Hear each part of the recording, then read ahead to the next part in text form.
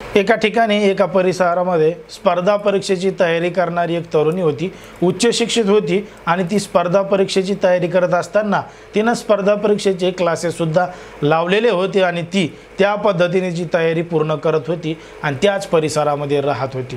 पण मात्र तिला मार्गदर्शन करणारा, आर्थिक मदत करणारा आणि तिच्या जवळच्या वडिलांचा मित्र असणारा एक व्यक्ती त्या तरुणीबरोबर येतो आणि त्या तरुणीला येऊन थेट तिच्या रूमवर जातो, तिला बंदुकीचा धाक दाखवतो आणि तिच्यासोबत नको ते कृत्य करण्याचा प्रकार करतो। आता जो तो व्यक्ती होता तो एक वरिष्ठ पोलीस अधिकारी होता आणि त्या पोलीस अधिकाऱ्यानं जवळच्या मित्राची जी मुलगी आहे तिच्यासोबतच बंदुकीचा धाक दाखवून नको ते कृत्य करण्याचा प्रकार केला आणि घडलं धक्कादायक प्रकरण, धक्कादायक घटना। नेमकं काय आहे संपूर्ण प्रकरण, कुठं घडली आहे घटना, हे आपण अगदी सविस्तरपणे पाहणार आहोत। पण जर तुम्ही अजूनही आपलं चॅनल सबस्क्राईब केलं नसेल तर लगेच सबस्क्राईब करून घ्या आणि बाजूला असणाऱ्या बेल नोटिफिकेशनला सुद्धा ऑन करायला विसरू नका। आता ही जी संपूर्ण घटना घडली आहे ती आहे आपल्या महाराष्ट्रातीलच नागपूरची। नागपूरमधील जे नंदनवन पोलीस स्टेशन आहे या परिसरामध्ये घडलेली संपूर्ण घटना आहे। या परिसरामध्ये राहणारी एक तरुणी होती, उच्च शिक्षित होती आणि स्पर्धा परीक्षेची तयारी ती करत होती।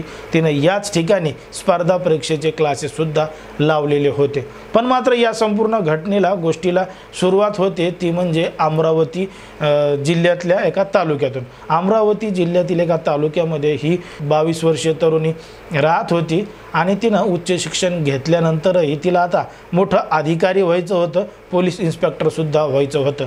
कारण की तिचे वडील पोलीस हवालदार होते आणि वडील पोलीस हवालदार असल्यामुळं तिला पोलीस होण्याची इच्छा होती, वरिष्ठ अधिकाऱ्याची होण्याची इच्छा होती। मग तिनं त्यामुळं स्पर्धा परीक्षेची तयारी सुद्धा सुरू केली होती आणि या स्पर्धा परीक्षेसाठी ती नागपुरात आली होती आणि ती अशाच पद्धतीने तिचे संपूर्ण क्लासेस करत होती। पण मात्र वडील हवालदार आहेत, त्यांची ओळख सुद्धा पोलीस खात्यातल्या वरिष्ठांसोबत, अधिकाऱ्यांसोबत काही होती आणि त्यांचे एक मित्र जे अकोल्याचं पोलीस स्टेशन आहे खदान पोलीस स्टेशन, या खदान पोलीस स्टेशनचे वरिष्ठ पोलीस अधिकारी होते सोयरे नावाचे, हे त्या तरुणीच्या वडिलांच्या जवळचे मित्र होते। म्हणून त्यांनी तिला मार्गदर्शन करावं, आर्थिक मदत करावी आणि स्पर्धा परीक्षेसाठी मार्गदर्शन करतील अशी अपेक्षा त्या तरुणीच्या वडिलांना होती। म्हणून त्या सोयरे नावाच्या अधिकाऱ्याची आणि त्या तरुणीची ओळख झालेली होती। मग आता तो तिला मार्गदर्शन करायचा, काही आर्थिक मदत करायचा, मग या माध्यमातून दोघांचं एकमेकांसोबत बोलणं सुद्धा व्हायचं।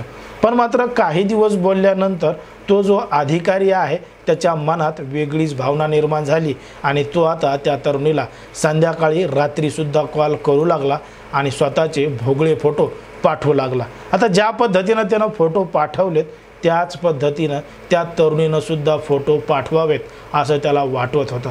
पण मात्र त्या तरुणीनं तसे फोटो पाठवले नाही, म्हणून हा तिला फोनवर वारंवार बोलायचा आणि या संपूर्ण त्रासाला कंटाळून त्या तरुणीनं त्या अधिकाऱ्यासोबत बोलणं टाळलेलं होतं।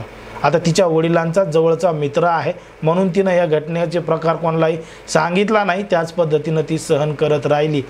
तिने आता त्या अधिकाऱ्याला बोलणं सुद्धा बंद केलं होतं, ती त्याचा फोन सुद्धा उचलत नव्हती। मग बरेच दिवस झालं तो त्याचा फोन उचलत नाहीये, काही नाहीये, म्हणून तो अधिकारी जो आहे तो अकोल्याहून थेट नागपूरला आला आणि ज्या ठिकाणी ज्या परिसरामध्ये ती तरुणी राहते तिच्या घरी गेला। तिच्या घरी गेल्यानंतर तिच्यासोबत नको ते कृत्य करण्याचा प्रकार केला। तरुणीनं त्याला जोरदार विरोध केला। तरुणीनं विरोध केला की त्यानं त्याच्याजवळ असणारी जी बंदूक आहे ती बंदूक काढली आणि तरुणीला बंदुकीचा धाक दाखवला आणि आता तरी सगळं करू दे असं त्या तरुणीला म्हणू लागला। पण मात्र त्या तरुणीनं तरीही जोरदार विरोध केला। तिनं आरडाओरडा जोरजोरात चालू केला आणि आरडाओरडा जोरजोरात चालू केल्यामुळं आजूबाजूला राहणारे परिसरातले लोक जमा झाले, त्या घराजवळ आले आणि त्या गर्दीला पाहून तो अधिकारी त्या ठिकाणाहून निसटून गेला, त्या ठिकाणाहून पसार झाला। तरुणीनं तात्काळ जवळचं पोलीस स्टेशन गाठलं, नंदनवन पोलीस स्टेशन, आणि नंदनवन पोलीस स्टेशनमध्ये जाऊन ती जे आरोपी आहे सोयरे नावाचा अधिकारी आहे त्याच्या विरोधात तक्रार दाखल केली, गुन्हा दाखल केला। आता तक्रार दाखल केल्यानंतर, फिर्याद दाखल केल्यानंतर पोलिसांनी गांभीर्याने या संपूर्ण घटनेची दखल घेतली, गुन्हा दाखल करून घेतला आणि या संपूर्ण घटनेची माहिती अकोल्याचे खदान पोलीस स्टेशनचा जो अधिकारी होता सोयरे नावाचा, त्याच्या विरोधात कंप्लेंट केली, तक्रार केली आणि जे अकोल्याचे पोलीस अधीक्षक आहेत बच्चन सिंह यांच्यापर्यंत माहिती दिली। आता अकोल्याचे पोलीस अधीक्षक बच्चन सिंह यांनी तात्काळ या संपूर्ण घटनेची दखल घेतली आणि तो जो अधिकारी होता खदान पोलीस स्टेशनचा अधिकारी होता सोयरे नावाचा, त्याचं निलंबन सुद्धा केलंय आणि त्याच्यावर कारवाई सुद्धा केली। पण मात्र त्यांना न्यायालयामध्ये अटकपूर्व जामीन मिळावा म्हणून अर्ज सुद्धा केला होता, पण मात्र न्यायालयाने त्याचा अर्ज फेटाळला आणि आता त्याच्यावर कायदेशीर कारवाई करण्याचीच मागणी करण्यात येत आहे। जर आपण पाहिलं तर समाजामध्ये देशामध्ये कशा पद्धतीच्या घटना घडतात, लोक नात्याला काळीमा फासतायत, कारण की मित्र मैत्रीण जवळचा मित्र यांच्याच नात्यामधल्या तरुणीला मुलीला कशा पद्धतीनं या अधिकाऱ्यानं फसवण्याचं काम केलंय आणि तिच्यासोबत नको ते कृत्य करण्याचा प्रकार केला। या संपूर्ण घटनेमुळं शहरामध्ये मोठ्या प्रमाणात संताप व्यक्त केला जातोय। या संपूर्ण घडलेल्या घटनेवर तुम्हाला काय वाटतं हे अगदी स्पष्टपणे सांगा, कारण की समाजामध्ये राज्यामध्ये देशामध्ये जे घडतंय तेच आम्ही तुम्हाला सांगण्याचा प्रयत्न करतो। कोणाच्याही भावना दुखवणं, कोणाचंही मन दुखवणं हा आपला उद्देश नाही। तुम्हाला जे काय वाटत असेल ते अगदी स्पष्टपणे कमेंटमध्ये सांगा आणि अशाच पद्धतीचे नवनवीन व्हिडिओ पाहण्यासाठी आपल्या चॅनलला लगेच सबस्क्राईब करून घ्या।